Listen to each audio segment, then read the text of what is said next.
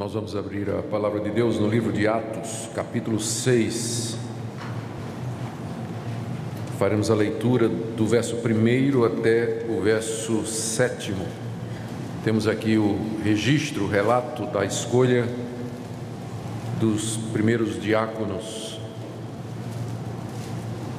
da igreja cristã. Atos, capítulo 6, de 1 a 7. Ora, naqueles dias, multiplicando-se o número dos discípulos, houve murmuração dos helenistas contra os hebreus, porque as viúvas deles estavam sendo esquecidas na distribuição diária. Então os 12 convocaram a comunidade dos discípulos e disseram: não é razoável que nós abandonemos a palavra de Deus para servir às mesas. Mas, irmãos, escolhei dentre vós 7 homens de boa reputação, cheios do espírito e de sabedoria, aos quais encarregaremos deste serviço. Quanto a nós, nos consagraremos à oração e ao ministério da palavra. O parecer agradou a toda a comunidade, e elegeram Estevão, homem cheio de fé e do Espírito Santo, Filipe, Prócoro, Nicanor, Timão, Pármenas e Nicolau, prosélito de Antioquia. Apresentaram-nos perante os apóstolos, e estes, orando, lhes impuseram as mãos. Crescia a palavra de Deus, e em Jerusalém se multiplicava o número dos discípulos, e também muitíssimos sacerdotes obedeciam à fé. Até aqui a leitura da palavra de Deus. Vamos orar mais uma vez, pedindo a iluminação do Senhor para a compreensão da sua palavra.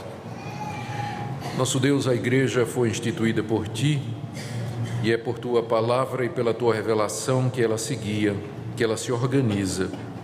Dá-nos entendimento naquilo que revelastes, a Tua vontade para o seu funcionamento, de que a exposição, Senhor, destas palavras nessa noite, nos dê orientação segura com relação aos rumos da igreja, que sirva de alento para aqueles que têm sido escolhidos e irão ser escolhidos pela igreja para o serviço, e que em tudo, ó Deus, a Tua glória seja mostrada e revelada, no andar tranquilo, seguro, firme e frutífero da igreja.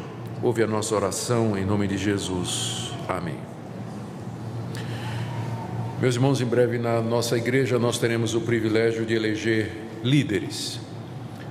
Nós vamos eleger presbíteros e diáconos que vão assumir funções que estão relacionadas com o andamento da igreja. Eu sei que para algumas pessoas, especialmente nos dias de hoje, isso pode ser ou pode parecer um assunto completamente irrelevante. Eu digo isso porque no Brasil cresce um movimento chamado dos desigrejados. Os desigrejados, precisamos entender bem, eles se dividem em várias categorias. Tem aqueles que simplesmente se desiludiram com a igreja que frequentavam, com razão ou sem razão, e resolveram ser crente em casa. Não querem saber de igreja. Tiveram decepção, para eles toda igreja é igual, é um ajuntamento humano, cheio de defeitos, cheio de falha, não quer ir mais para a igreja, resolve ser crente em casa. Acha que pode ser crente em casa sem a comunhão dos irmãos, sem participação na ceia do Senhor, sem ser instruído na palavra, sem ser disciplinado, sem ser supervisionado espiritualmente. Então, tem gente que entende que pode ser cristão assim, e a gente chama de desigrejado. Não no sentido pejorativo, mas indicando a opção que ele tomou errada, no nosso ver. Há um tipo de desigrejado que não somente faz isso, mas ele ataca a instituição. Ele diz que a igreja, de fato, é uma instituição humana, que ela se burocratizou, e às vezes eles não estão errados. Às vezes a gente deixa a estrutura da igreja tomar conta ou predominar sobre os interesses reais da igreja, e quando isso acontece estamos errados, precisamos corrigir. Eles acham que a igreja acaba virando simplesmente uma organização, tem horror a tudo que indique ou que reflita qualquer nível de organização na igreja. Eles, ao contrário dos que se isolam, eles costumam se encontrar, mas assim, completamente à vontade, informalmente, não é? Não tem liderança, não tem disciplina, não tem um mínimo de organização, e quando houve por exemplo, que eu vou falar hoje à noite sobre a eleição de diáconos, acham que isso pertence ao lado mau da igreja, ao lado organizacional, que isso não deveria ter nada a ver, que Jesus não fundou religião, basta Jesus e a Bíblia, amar ao próximo e fazer o bem e pronto. Gente, o que a Bíblia tem a dizer sobre liderança supera, às vezes, temas que a gente considera mais importantes do que isso.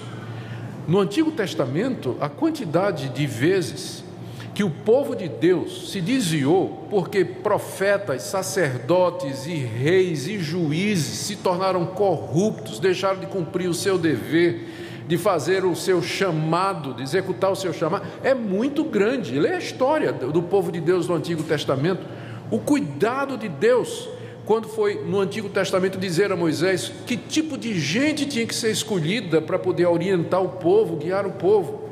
O livro de Juízes, que é um livro que retrata um dos piores períodos da história do povo de Deus no Antigo Testamento, tem um refrão que diz assim: naquele tempo não tinha juiz na terra, cada um fazia o que achava bem aos seus próprios olhos. É isso que os desigrejados querem. Não quer liderança, não quer orientação, não quer autoridade espiritual sobre sua vida. Cada um quer fazer o que acha bom aos seus próprios olhos.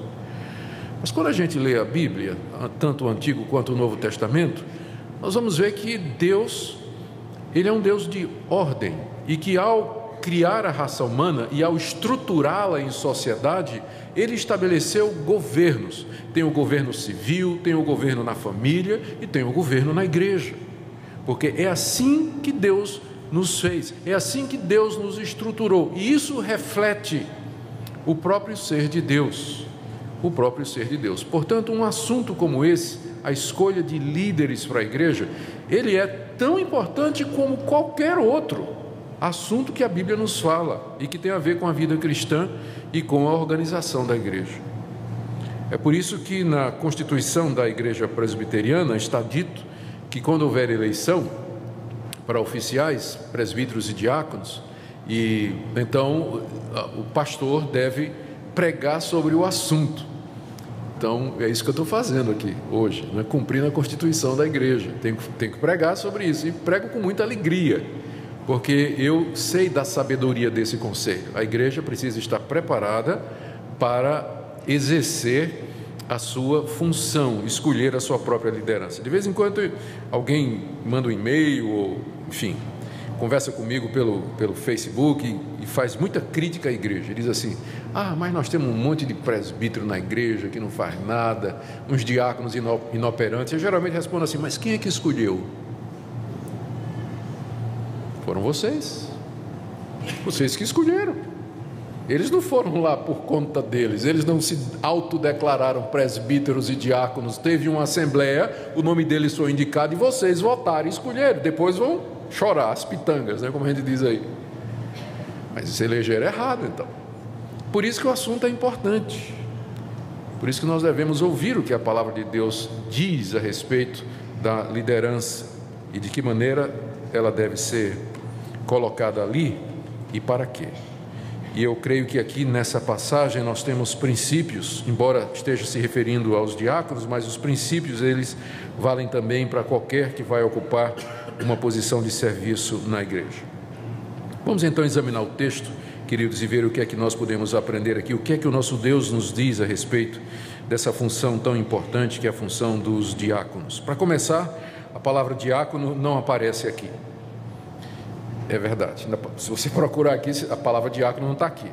Todavia, a ideia de serviço e de um grupo que se dedica ao serviço está aqui. O verbo servir, que é o verbo de onde vem a palavra diácono, ele aparece no verso 2. Então os 12 convocaram a multidão de discípulos e disseram: não é razoável que nós abandonemos a palavra de Deus para servir as mesas. O verbo servir aqui é o verbo de onde vem a palavra diácono. O diácono é alguém que serve, é a mesma palavra no grego, para diácono e para servir, é a mesma coisa. O diácono é alguém que serve. Então aparece aqui, e aparece também aqui no verso 1. Ora, naqueles dias, multiplicando-se o número dos discípulos, houve murmuração dos helenistas contra os hebreus, porque as viúvas deles estavam sendo esquecidas no serviço diário.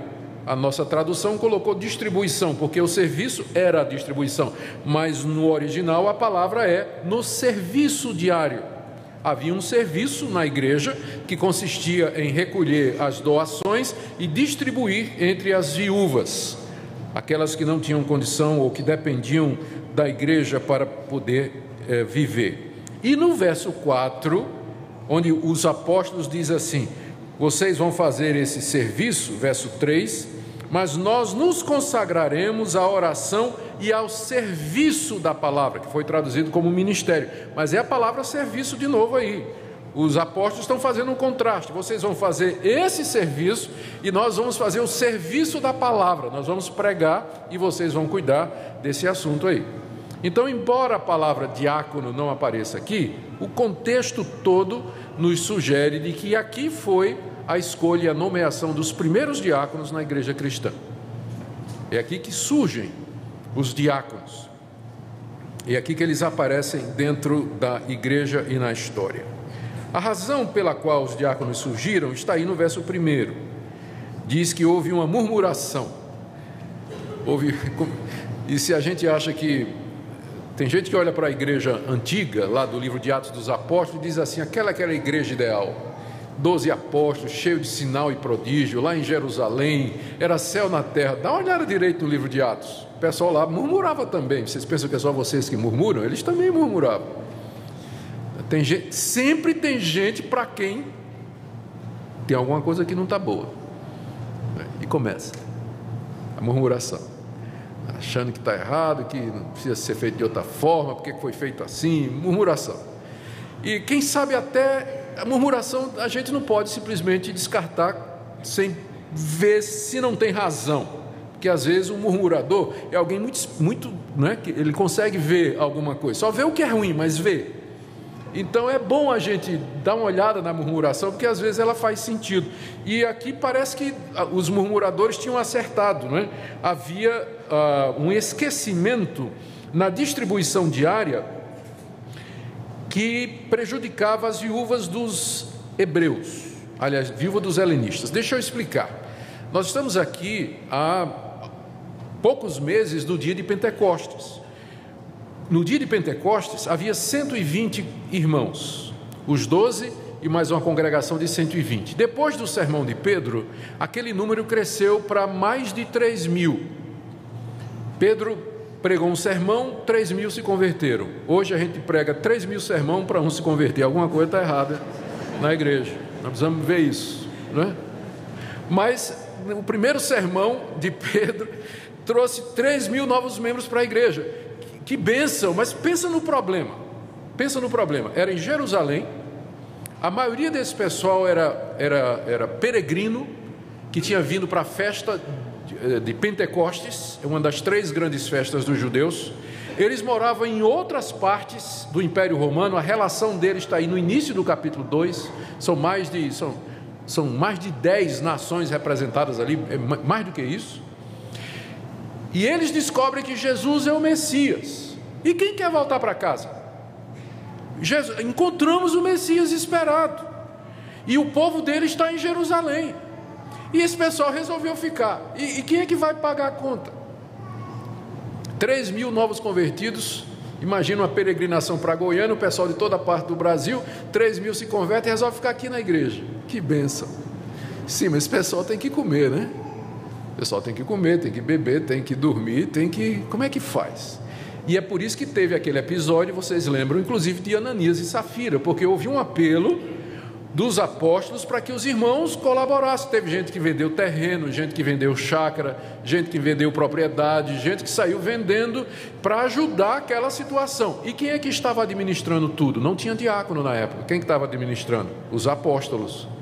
E aí a carga sobre eles cresceu, porque além de pregar em todo lugar, atender os novos convertidos, organizar a igreja, resolver os problemas da expansão, período de perseguição, logo no capítulo 3 já vem a primeira perseguição, capítulo 4 vem outra perseguição. Então, no meio daquilo tudo, ainda tem a questão social da igreja, de ajudar os necessitados. E os apóstolos, naturalmente, apesar de todo o esforço, eram 12, para uma igreja gigantesca, o que é que aconteceu? Começou a vazar, né? Não dava mais para eles fazerem, não dava conta, era muita coisa. E o que é que aconteceu? As viúvas que tinham se convertido e que estavam lá e que eram dos helenistas, que eram os judeus que moravam na Grécia, Hélade, é o nome em grego, a região toda que não era judeia era chamada, era Hélade, isso da perspectiva do judeu, por isso helenista. Elas começaram a sentir que na hora da distribuição da comida não estava sobrando para elas, mas os judeus, as viúvas dos que moravam em Jerusalém, por elas não faltava nada. Então já vem a pergunta, está tendo preconceito aqui, e aí a murmuração, o pessoal local está privilegiando as necessidades das viúvas deles, mas as viúvas dos que vieram de longe, que se converteram, que estão aqui, esses estão sendo esquecidos. E aí começou a primeira murmuração na igreja cristã que se tem notícia. Essa foi a causa, esse foi o motivo. A solução para o problema, dada pelos apóstolos, está aí nos versos de 2 a 4. E é interessante observar como Deus dirige a igreja. Boa parte das soluções que nós temos hoje foram obtidas por provocação. Parece que isso faz parte do caminho de Deus. Por exemplo, nós temos hoje 66 livros na Bíblia, mas essa definição só aconteceu no século III e IV, porque apareceram uns hereges dizendo, esses livros aqui são inspirados por Deus, esses aí não são. Apareceu um outro herege com apenas 13 livros, dizendo, esses aqui são inspirados por Deus. Então a igreja provocada, ela examinou e disse, não, os que são de fato dos apóstolos e inspirados por Deus, são esses 66 que nós temos aqui, contando com os dos Antigos Testamentos. A doutrina da Trindade, a da divindade de Cristo e sua plena humanidade, também foi resultado da reação da igreja a hereges que começaram a negar ou uma coisa ou outra. E a igreja então se reuniu em concílio para poder estabelecer a verdade. Isso porque nós estamos ocupados pregando o Evangelho, aconselhando as pessoas, nós não temos tempo para debate teológico, mas quando vem a questão, então a gente tem que parar e enfrentar e dar uma resposta. Mas a nossa vocação não é ficar brigando, não é ficar dando resposta para perguntas que não estão sendo feitas, mas através da história, por isso que estudar a história da igreja é importante, vocês vão ver o desenvolvimento das doutrinas da igreja sempre foram como resultado de que a igreja foi provocada por herético, por falso mestre, por alguma perseguição, alguma tribulação externa. Então a igreja reage e ela então alcança uma posição. A reforma protestante foi isso aí. A reforma protestante foi a resposta dos fiéis à degeneração e corrupção que havia na igreja, entrou na igreja durante a Idade Média, e nós viemos de lá. E aqui você percebe a mesma coisa, a igreja estava seguindo o seu rumo, crescendo, se multiplicando, e aparece a primeira murmuração, aparece o primeiro problema, que era um problema de estrutura. A liderança não estava dando conta de atender aquela igreja que crescia a uma velocidade muito grande. A solução dos apóstolos consistiu de duas coisas. Primeiro, estabelecer as prioridades. Verso 2, os 12, aqui só um detalhe, quando diz os 12, está incluído Matias. Matias foi o substituto de Judas. Tem gente que acha que a igreja errou, que devia ter esperado Paulo, mas o autor do livro de Atos não pensa assim, quando ele se refere aos apóstolos e diz os 12, porque o número estava completo. Paulo nem apareceu ainda em cena, Paulo só vai aparecer em cena no capítulo 8, e já no 6 é dito os 12, então estava completinho, a eleição de Matias foi certinho. Se você tem dúvida, tem um livrinho amarelo dessa grossura, chamado Apóstolos, certo? Que você pode mandar buscar pela internet e você pode estudar sobre esse assunto. Mas os 12 convocaram a comunidade dos discípulos e disseram: não é razoável que nós abandonemos a palavra de Deus para servir às mesas. Os 12 mantiveram a prioridade deles, o chamado deles, muito claro diante deles. Eles foram chamados para pregar a palavra de Deus. As oportunidades estavam ali, a necessidade era grande. Eles não podiam parar de evangelizar, discipular, instruir a igreja e os novos convertidos e os que estavam chegando, para poder distribuir alimento entre as viúvas. Não é que esse trabalho não era importante, mas era uma questão de prioridade. Eles foram chamados para isso. E eles então perceberam isso aí. E, gente, como isso é importante, essa questão da manutenção da prioridade. O que é a igreja? Para que nós temos liderança? O que a liderança tem que fazer? Às vezes você tem uma pessoa muito boa, com muita capacidade, perdendo tempo em fazendo uma coisa que outra pessoa poderia fazer. Ela está sendo mal aproveitada, ou a igreja está indo num caminho que não é a prioridade dela. Nós temos que ser mordomos do dinheiro que Deus nos dá, do tempo que Ele nos dá, dos recursos que Ele nos dá, dos talentos que Ele nos dá. É por isso que a organização é necessária. Precisamos priorizar, otimizar os recursos da igreja, da comunidade, ver quem pode fazer o que da melhor maneira, com o menor custo. Analisando a situação, os apóstolos disseram: nós não vamos cair nessa armadilha de tentar resolver isso aqui, não. Nós não vamos pegar mais esse encargo para nós, não, porque isso aqui é demais também. E aí veio a segunda parte da solução: delegar. Vamos nomear gente para fazer isso. E aqui eu percebo a atitude de humildade dos apóstolos. Eles eram os líderes da igreja, mas eles não tiveram dificuldade em compartilhar a liderança da igreja com um grupo novo agora, que vai surgir. E é o que eles dizem no verso 3. Irmãos, escolhei dentre vós 7 homens de boa reputação, cheios do espírito e de sabedoria, aos quais encarregaremos desse serviço. Essa foi a solução. Eles resolveram então passar aquela tarefa para um grupo de irmãos que pudesse se dedicar a isso. Era o que eles faziam antes, mas agora chegou a hora. Mas não era qualquer pessoa que podia fazer isso. Não era qualquer pessoa. São várias qualificações que eles colocam aqui. Quando eles chamam a igreja e trazem essa solução, eles dizem: primeiro, eles dizem, escolhei entre vocês, primeiro, 7 homens. Eu sempre me perguntei aqui, por que não disseram 7 mulheres? Porque não era para viúva? O lógico para cuidar de viúva seria eleger 7 mulheres piedosas que fossem cuidar das viúvas. Mas eles não fizeram isso. Eles disseram que tem que ser 7 homens. E a razão está muito em consonância com tudo que vem antes e que vem no Antigo Testamento. Muito embora as mulheres sempre foram, serão e são uma bênção para a igreja, há apenas uma área de atuação que não é para a mulher em toda a Bíblia, que é a área do exercício da autoridade e da liderança espiritual na igreja. Isso a Bíblia é consistente o tempo todo.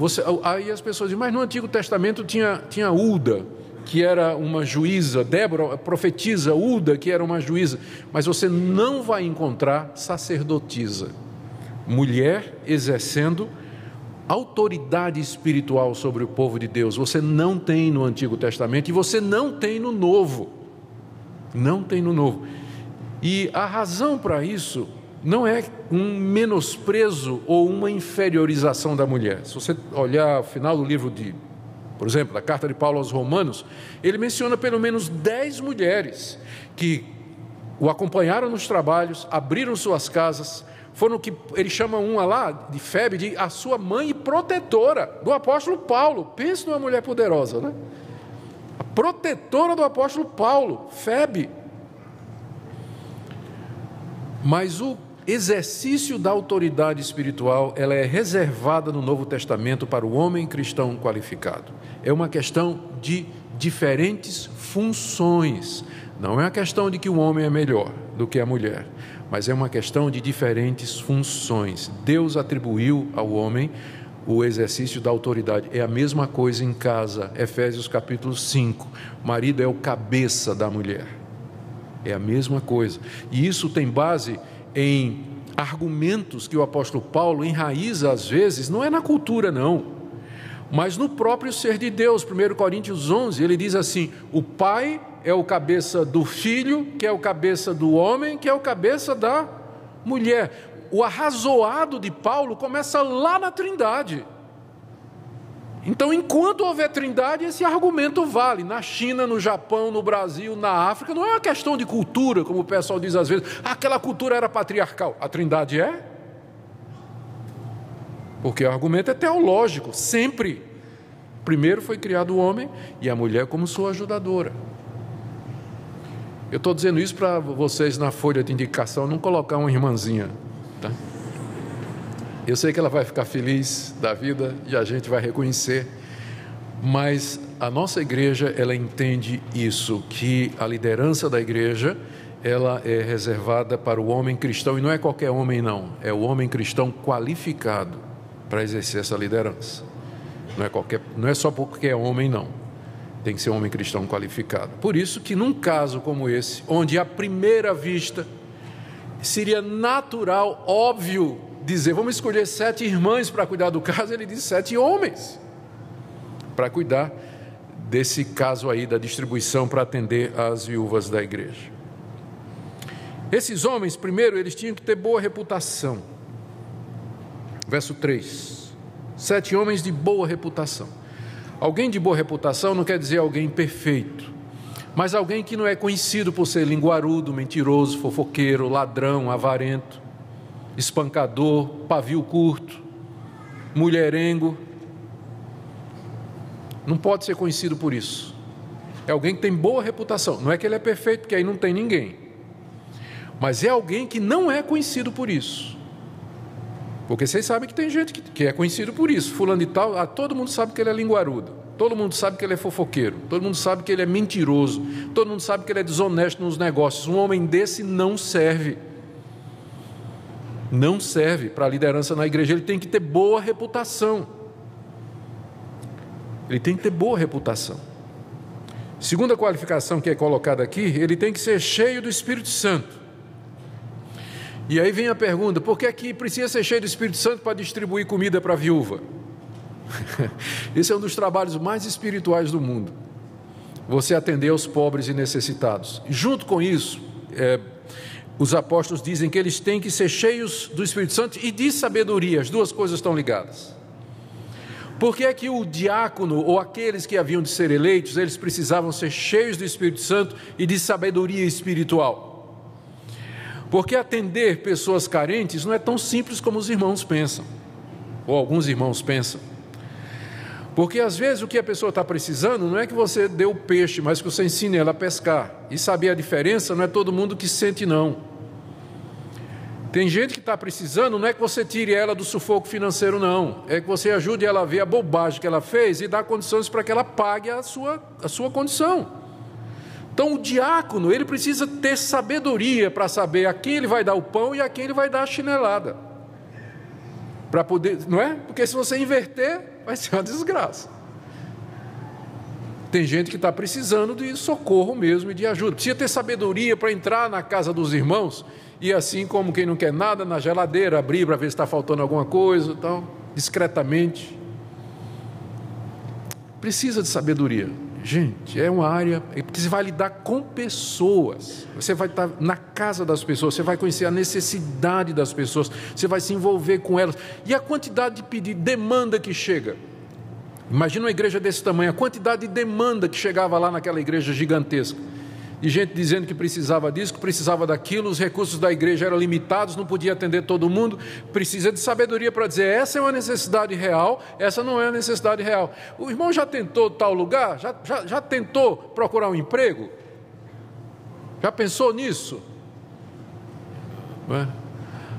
Então, precisa ser cheio do Espírito Santo e de sabedoria para poder fazer esse tipo de obra, que é tão espiritual quanto pregar o Evangelho, ganhar uma pessoa para Cristo, discipular alguém, é tão espiritual quanto, precisa ser cheio do Espírito Santo da mesma forma, guiado por Deus, para fazer esse trabalho, que é tão necessário, especialmente vivendo num país como o nosso, onde há de fato pessoas que passam por muita necessidade, por muita carência e precisam de ajuda. Então, a solução dos apóstolos foi ficar firme na prioridade e dividir o trabalho com homens cristãos qualificados para poder atender aquele importante serviço.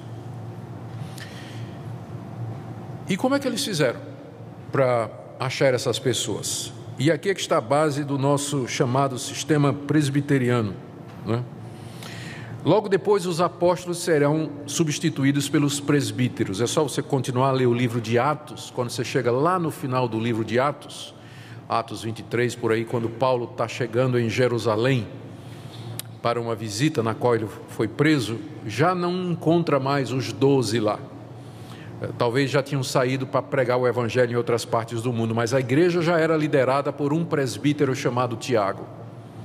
E diz lá que ele se reuniu com os presbíteros. Lentamente, os apóstolos foram sendo substituídos pelos presbíteros, que são os sucessores naturais dos apóstolos. É por isso que nós não temos apóstolos hoje. Eles não foram substituídos à medida que morriam por outros apóstolos, mas por presbíteros, que edificavam sobre o trabalho dos apóstolos. Os apóstolos, então, mais tarde os presbíteros, eles orientaram a comunidade. Eles disseram o que é que devia ser feito, mas a escolha eles deixaram para a igreja. Eles deram os parâmetros, precisamos de homens que tenham essas qualificações para fazer esse serviço, mas quem vai escolher são vocês. A comunidade é que vai escolher. Então, esse sistema de que a escolha de líderes é feita pela comunidade sob a orientação da sua liderança apostólica, que hoje são os presbíteros, é um modelo que a igreja presbiteriana e as igrejas reformadas no mundo todo adotam. E depois aquelas pessoas eleitas, elas serão representantes do povo naquilo que a gente chama de democracia representativa, que é o sistema presbiteriano ou o sistema reformado de governo. A orientação foi dos apóstolos, mas a escolha então foi feita pelos presbíteros. Está aí no verso 5. O parecer agradou a toda a comunidade e elegeram Estevão, homem cheio de fé e do Espírito Santo, Felipe, Prócoro, Nicanor, Timão, Pármenas e Nicolau, prosélito de Antioquia. Note, há um detalhe aqui, alguns detalhes aqui que precisam ser observados. O primeiro é que o primeiro da lista é um homem chamado Estevão, de quem é dito que ele era cheio de fé e do Espírito Santo.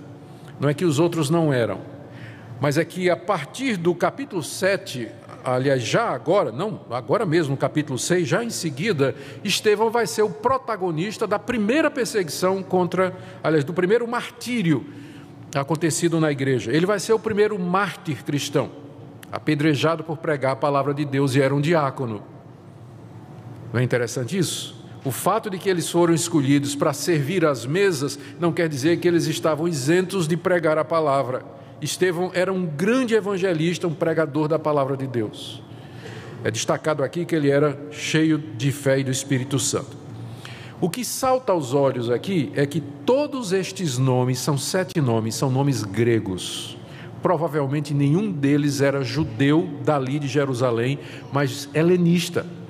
E a queixa foi exatamente da parte dos helenistas. É como se a igreja dissesse assim, para provar que nós não estamos fazendo, é como se os apóstolos dissessem, a igreja, aliás, dissesse, para mostrar que nós não estamos sendo preconceituosos, nós vamos eleger 7 helenistas. Não são os helenistas que estão se queixando, que estão sendo deixados de lado? Vamos escolher 7 helenistas para cuidar da distribuição. E aí cala a boca de todo mundo. Ninguém mais pode reclamar. Se tivesse reclamação agora, ia dizer, vocês elegeram 7 helenistas, não é? Como é que vocês agora estão reclamando que os helenistas estão sendo esquecidos? São 7 os encarregados disso aí. Sabe a decisão da igreja, resolveu o problema. Tanto é que o verso 7 dá o resultado, ou o efeito. Eu vou chegar lá. Antes disso, eu quero dizer o término da eleição. Verso 6, apresentaram-nos perante os apóstolos e estes, orando, lhes impuseram as mãos. É aqui a base que nós temos para a ordenação. Houve um momento de escolha da parte da igreja.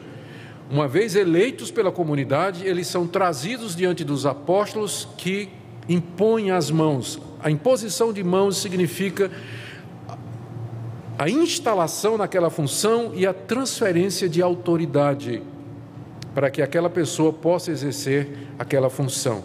Então não é só ser eleito, ele tem que ser ordenado para o cargo, ele tem que ser instalado no cargo pelos apóstolos ou agora os seus sucessores, os presbíteros.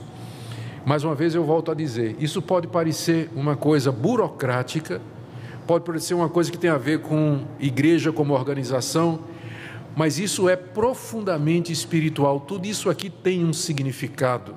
São pessoas escolhidas pela igreja para serem líderes, para servir a igreja, que tem que fazer isso de acordo com os princípios e com a palavra de Deus, e tem que ter o reconhecimento oficial da igreja, que é feito dessa forma, pela imposição de mãos. Tudo isso está aqui na Bíblia. Isso não é invenção de presbiteriano, isso não é invenção da Igreja Presbiteriana do Brasil, isso tudo está aqui na palavra de Deus, e se está aqui é porque é importante. Se está aqui é porque é importante. Olha o resultado dessa decisão dos apóstolos e da eleição, verso 7. Crescia a palavra de Deus, e em Jerusalém se multiplicava o número dos discípulos, e também muitíssimos sacerdotes obedeciam à fé. Embora a passagem não ligue o verso 7 como sendo o efeito de tudo o que vinha antes, mas é no mínimo curioso que Lucas, quando escreveu o relato, ele coloca esse registro do crescimento da igreja logo depois da solução dada pelos apóstolos e da eleição dos diáconos. A igreja continuou a crescer, ou seja, os apóstolos interviram a tempo, viram o problema, reconheceram a necessidade, elegeram os diáconos e a igreja continuou a crescer. A crise foi debelada e agora a igreja podia voltar ao seu funcionamento normal. Gente, eu quero concluir essa palavra aqui com algumas aplicações para nós. Primeira, mais uma vez, a necessidade de nós obedecermos o que a palavra de Deus nos diz. Eu sou contra, acho que é pernicioso nós deixarmos há elementos da igreja como organismo, como organização, que são pertinentes à sociedade humana. Nós temos CPF, nós temos prédio, nós usamos de construção, nós pagamos impostos, alguns, não é, porque a igreja é isenta de vários. Então tem muita coisa na igreja em que ela funciona como um clube, por exemplo, ou uma ONG, ou alguma outra instituição. Não tem como evitar isso. Não tem como evitar isso. O que a gente tem que fazer é não deixar essas coisas sobrepujar ou sepultar a visão de que a igreja ela é um organismo espiritual, é o corpo de Cristo aqui nesse mundo, com a missão de glorificar a Deus, evangelizar o mundo, edificar o povo de Deus e nos preparar aqui para a vida eterna. Nós não podemos deixar esse lado da igreja sobrepujar esse outro, mas também nós não podemos ignorá-lo. Nós precisamos de determinadas providências que têm a ver com a existência e o funcionamento da igreja. Segunda coisa, a liderança é extremamente importante. Por isso eu vou pedir para você, não indique ninguém só porque é seu parente. Não faça isso. Só porque é seu parente. Não. Não indique ninguém só porque é seu amigo. É muito sério o que é que nós estamos tratando aqui, gente. Nós queremos que você indique pessoas que serão submetidas à comunidade para serem eleitas, que preencham os requisitos bíblicos, porque depois, eleger uma pessoa é a coisa mais fácil do mundo, tirá-la do cargo é a coisa mais difícil do mundo. Tem uma regra nas empresas que diz assim: nunca contrate quem você não pode demitir. Na hora que você elege alguém por amizade, né? Porque é família e tudo mais, se ele começar a dar errado, você vai ter muita dificuldade para dizer assim, ele tem que sair mesmo, não tem condição nenhuma. Não estou dizendo que você não pode indicar um parente, mas se indique um bom pelo menos, tá certo? Um que tenha condições. Não deixa os laços familiares predominar sobre o que a palavra de Deus nos diz. Segunda coisa, e eu vou dizer isso com muito temor, e eu não quero ser mal compreendido. Os apóstolos viram que essas duas coisas são distintas. Eles disseram, o nosso trabalho é a pregação da palavra de Deus. E o ministério desses irmãos vai ser servir as necessidades da igreja, as necessidades básicas, primárias ou físicas da igreja, por falta de um nome melhor. Então talvez a pessoa que você está pensando em indicar não seria um bom diácono, mas quem sabe um bom presbítero. Porque são duas coisas diferentes. São duas coisas diferentes. Nós precisamos evitar a ideia da escadinha hierárquica na igreja. Porque muita gente tem essa ideia, diz que começa como professor de escola dominical, depois ele é eleito diácono, depois ele é eleito presbítero, e a glória é se ele virar pastor. Como se o presbítero fosse um diácono glorificado, ou o diácono fosse uma coisa inferior a presbítero. Não é inferior. São funções diferentes. São funções diferentes. Então pensa nisso na hora de você indicar alguém. Não é? Em vez de indicar a junta diaconal todinha para concorrer ao presbiterato, não é? Você pensa que tem irmãos, ou os presbíteros para serem diáconos, você tem que discernir isso aí. Pensando nos diáconos, nós precisamos de gente que gosta de servir, gente que gosta de gente que tem tempo, gente que tem paciência para lidar com outras pessoas, para cuidar das coisas da igreja. Tem que ser gente assim, senão não adianta, só vai dar complicação. Por último, a palavra aos diáconos.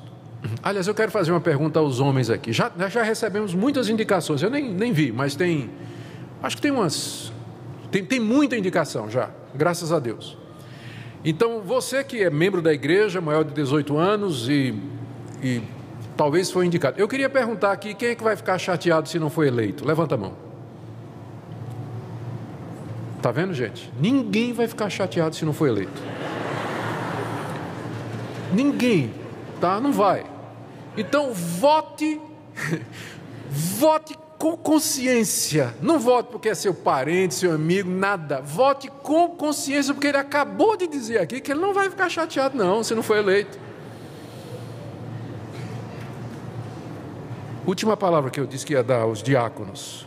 Meus irmãos, eu creio que momentos como esse de eleição de diácono e de presbítero, eu também vou falar isso para os presbíteros, é um momento de reflexão e de análise para nós, para ver se de fato nós fomos colocados aqui pela vontade de Deus, se temos vocação para isso. Às vezes o presbiterato e o diaconato e o pastorado, eles viram um fardo insuportável para quem não tem vocação.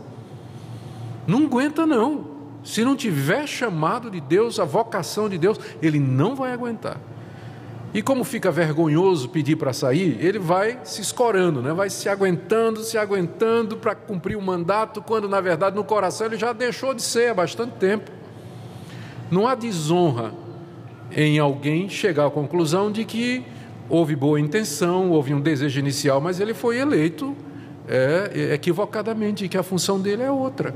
Não tem desonra nisso. Na verdade, eu creio que seria uma atitude nobre de uma pessoa chegar à conclusão de que ele não é a pessoa talhada para o cargo e dar lugar para quem, então, e vai servir numa outra área. Tem muitas áreas na igreja precisando de gente para serviço. Fica essa palavra para nós, para que nós reflitamos a respeito das exigências da palavra de Deus. Vamos orar?